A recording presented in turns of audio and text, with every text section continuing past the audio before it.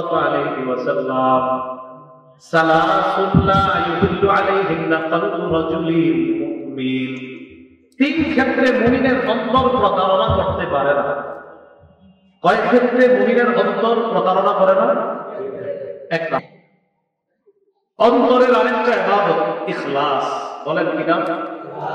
ইখলাস। আল্লাহ বলেন ওয়ামা উমিরু ইল্লা লিয়াবুদুল্লাহা মুখলিসিনা লাহুদ্দীন। সূরা বাইয়িনার মধ্যে আল্লাহ বলেন তাদেরকে আদেশ করা হয়েছে তারা যেন দ্বীনকে আল্লাহর জন্য খাঁটি করে তারা ইবাদত করে, একনিষ্ঠভাবে ইবাদত করে।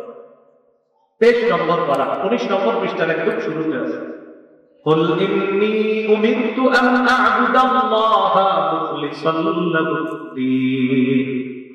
নবী আপনি বলেন আমাকে আদেশ করা হয়েছে আমি যেন আল্লাহর জন্য দ্বীনকে খাঁটি করে ইবাদত করি। এই আদেশ আমাকে করা হয়েছে আমি যেন ইখলাসের সাথে ইবাদত করি। ইবনে মাজার বর্ণনা 3056 নম্বর হাদিস।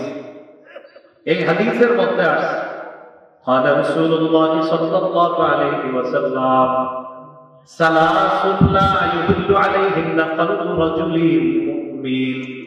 তিন ক্ষেত্রে মুমিনের অন্তর প্রতারণা করতে পারে না। কয় ক্ষেত্রে মুমিনের অন্তর প্রতারণা করে না? এক নাম্বার ইখলাসুল আমালি লিল্লাহ। মুমিন জীবনে যা করবে সব ইখলাসের সাথে করবে। এই ইখলাসের সাথে করার ক্ষেত্রে মুমিনের অন্তর প্রতারণা করতে পারে না। দুই নাম্বার ওয়ান নাসিহাতু লিউলাতিল মুসলিমিন। মুসলমান শাসকদেরকে উপদেশ দেওয়ার ক্ষেত্রে মুমিনের অন্তর প্রতারণা করতে পারে না। তিন নাম্বার ওয়ালুজুমু জামাআতিহিম। হক দলের সাথে লেগে থাকার ক্ষেত্রে মুমিনের অন্তর কখনো প্রতারণা করতে পারে না। এখানে আমাদের উদ্দেশ্য ইখলাস। অন্তরের একটা ইবাদত হলো ইখলাস। যত আমল সব ইখলাসের সাথে করা।